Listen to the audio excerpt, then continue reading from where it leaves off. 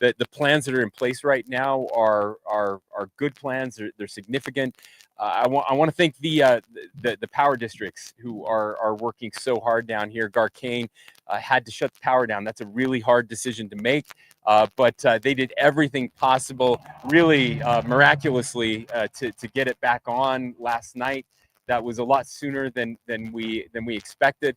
They're working really hard with Rocky Mountain Power as well to get poles replaced and make sure that we can keep power to our communities.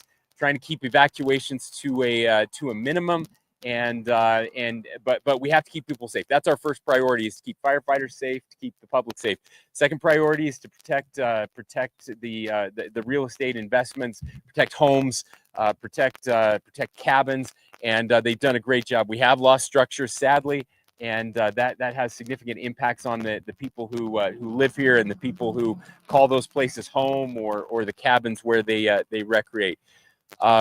This is a big one. It's been a while. It's been a few years since we've had one like this, and this is Central Utah. I take this very personally. These are my people, and I'm just proud of the way that they've responded. People who have lost their properties are the first ones to hug a firefighter, to thank them for what they're doing. The support here has been incredible, and it's if you haven't been impacted by a fire like this, I can just tell you it's relentless. It weighs on you every single day, and so we're in for the long haul. I just want to say to everybody out there, we issued an emergency order yesterday that is important to help us fight these fires, but it's more important to remind people that these terrible conditions that are making it impossible for us to get ahead of this fire exist in every corner of the state right now. It's not just southern Utah. It's not just central Utah. It is northern Utah. It is eastern Utah. It is western Utah. Everywhere we go right now, there is extreme fire danger. And the good news is that we can pile all of our resources here. Again, not just state resources, local resources, but our incredible national teams. I want to thank our federal partners who, I'm just telling you right now, we have the best relationship with our federal partners that we have had in my lifetime. We've never seen this type of coordination, and we're all working together. But the only reason we can bring all of these resources here, 1,200 plus from our complex incident management team, from all across the United States, is because we don't have more fires like this one. But it would be very easy to have more fires like this one. So we need people to be incredibly cautious. Don't screw around. Don't screw around with target practicing. Don't screw around with open campfires. Don't screw around with fireworks. Please, please, please. Be careful if you're parking on dry grass with a hot engine. Be careful with chains. If you're pulling a trailer, keep those chains off the ground. Let's be smart out there and make sure that we're not creating any more fires. And with that, we're happy to take any question you might have, Ben. Yeah. At this point, you've gone to stage 2 restrictions across the state. Correct. What does exactly that mean? And yeah. Do you anticipate, with summer not even over, the fire season not over, I guess maybe more for the state forest, but do you anticipate going to stage 3 in some parts of Utah? Yeah. Well, what I anticipate is just don't do anything related to fire right now. That's what I can say. Anything from our team? Anything you'd like to add, Jim? Yeah, so stage 2 restrictions is no open flame, basically, and we're not out of the woods yet. So stage 3 is a possibility right now. It's August, and we're not in good shape right now. And right now, we're not seeing any moisture in sight. So all things are on the table at this point. Yeah, thanks, Jimmy. I would just add to that here they haven't had significant rain since May, and August is historically our second driest month. July is our driest. August is our second driest month, and the 14-day forecast right now doesn't show any relief. I mean, to put this into perspective, the numbers we're hearing today are not just historically dry. I mean, we've had drought with less rain before, but it's the conditions right now on the ground. The low humidity at 4% yesterday. We don't see those numbers, and usually on these types of fires at night, things tend to bed down a little bit because you have a higher moisture content. You get dew on the grass. None of that is happening. We're in the teens for humidity at night, which would be dry during the day for this time of year. And so that means that there's no relief on the fire. The fire is active all of the time. It's always moving. In fact, some of the biggest runs we've seen have actually been at night, which makes it just impossible for these guys out on the ground. And so that I just say that because so you have low humidity, but then if you look at the trees and the shrubs, they are also just bone dry. I mean, you know, we've got sagebrush that burns like toilet paper right now. So it's really rough out there, and anything can spark a fire like this. Was there a tipping point, if you will, that kind of led you to move towards your declaration, or a certain time frame that you looked at and said we need to move on this now? Yeah. So we've we've been ready to do this for some time. We felt it was important right now because for that very reason, there isn't any relief in sight right now. We can we met with the legislature. If we need to renew that in 30 days, wanted to time it so we have the most impactful 30 days. And right now this is kind of go time. This is the danger time for all of us. And so that's why we did it then. You know, I can renew that for another 30 days. We will have the legislature. They'll be back in September, so we can, or August and September, we can get together if we need to and extend that. Do you see the need for, now that looking at this season in general, you've got people here from all over the country? Correct. Yeah.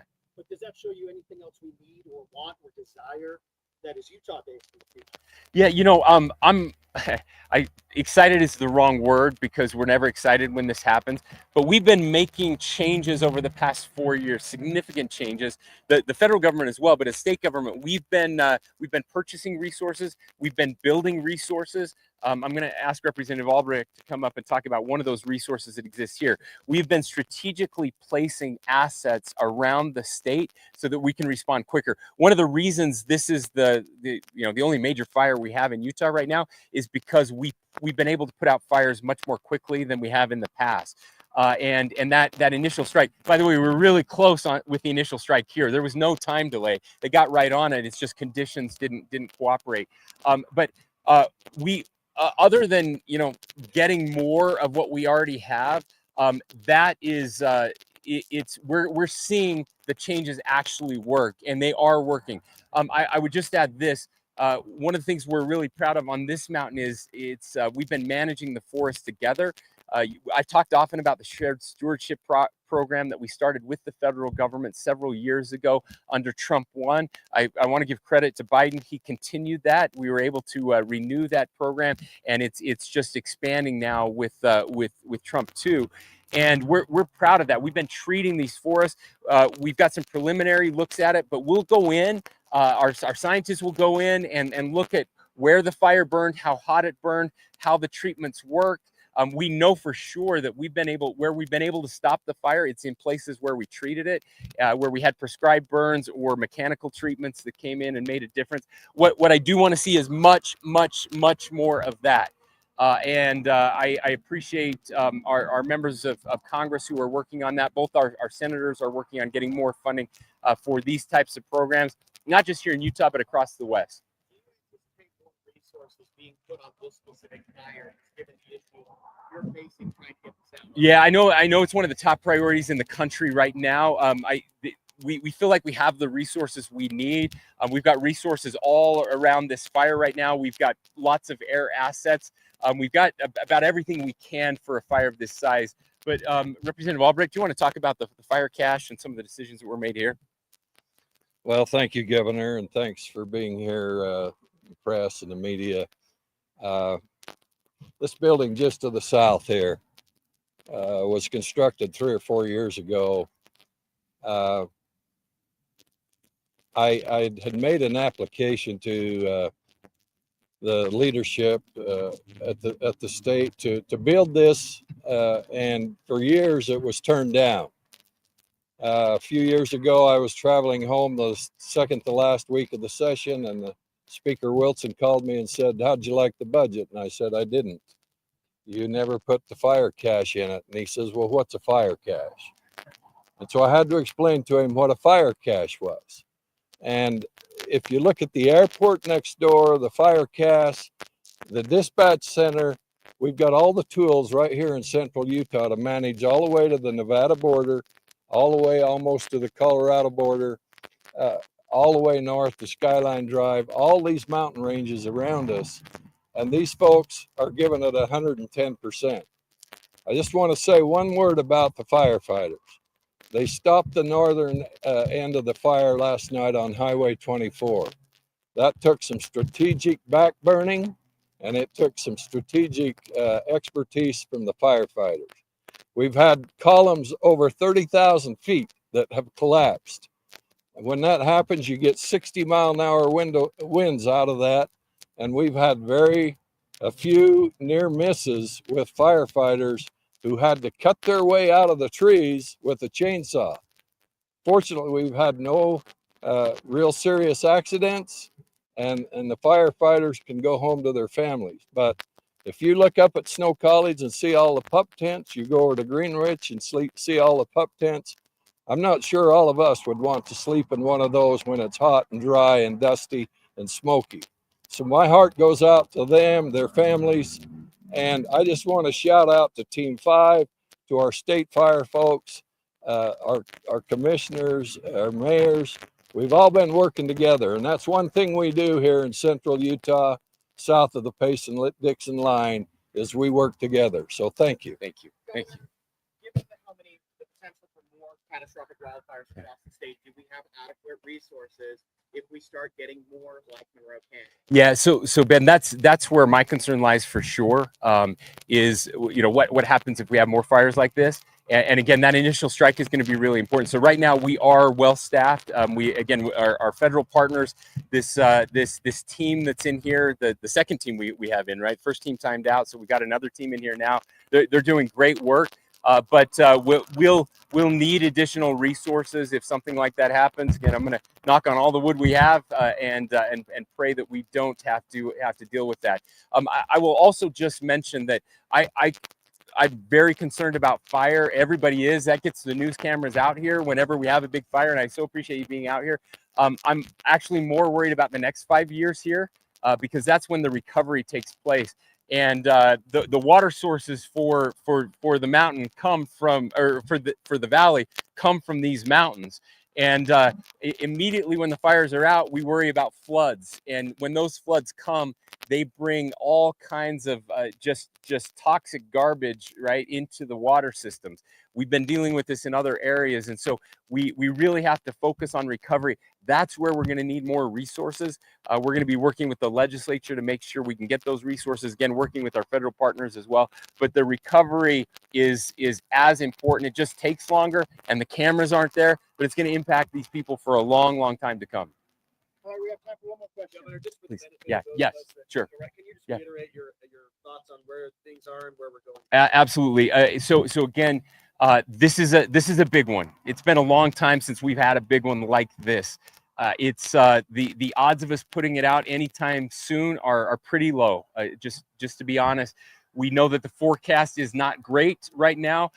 We've seen the extreme erratic fire behavior all day long, even at night when usually the fire bed's down. We are not seeing that. We've seen the fire make a 5-mile run. You can't stop a fire when it's making a run like that. No amount of air attack, no amount of hand crews. It's impossible when a fire makes a run like that. That being said, the plan they have in place is awesome. They had a better day yesterday, trying to get ahead of things in certain areas. This is a big fire. It keeps getting bigger every day, which means the line of attack grows. And so we're proud of our fire crews, everybody that's working so hard. Again, our local people on the ground, the support here has been awesome. I should mention we have Senator Darren Owens here with us as well. My senator and the senator for this part of the state, just an incredible leader, as well as Representative Albrecht. And my main message, and the reason we ask you to be here, again, to support the people here locally, but to understand that this could happen anywhere in the state right now. We need you. I haven't begged in a long time. I'm begging people right now to please exercise extreme caution. One spark and we could have another fire just like this, and that means shrinking resources, right? We're able to throw everything at this one because we don't have other major fires in the state right now.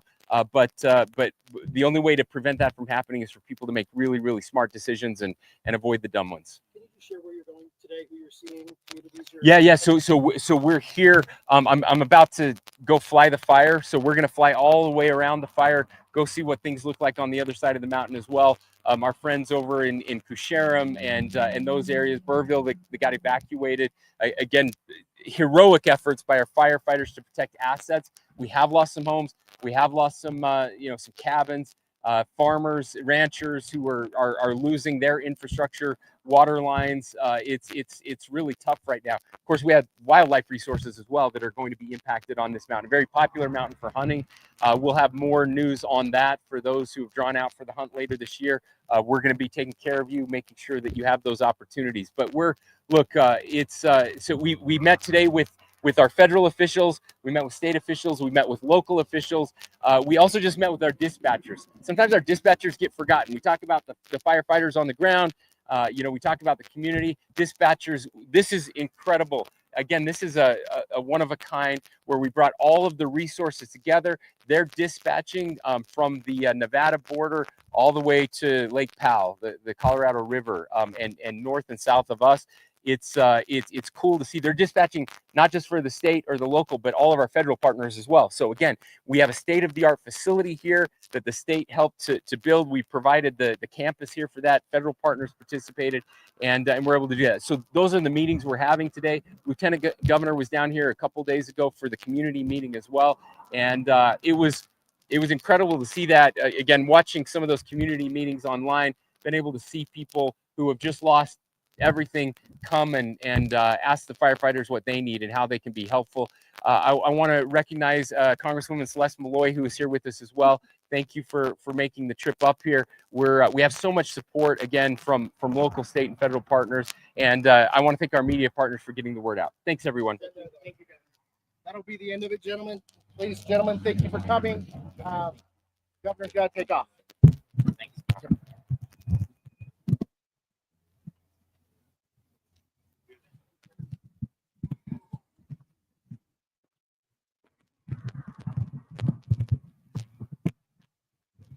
We missed a lot of it.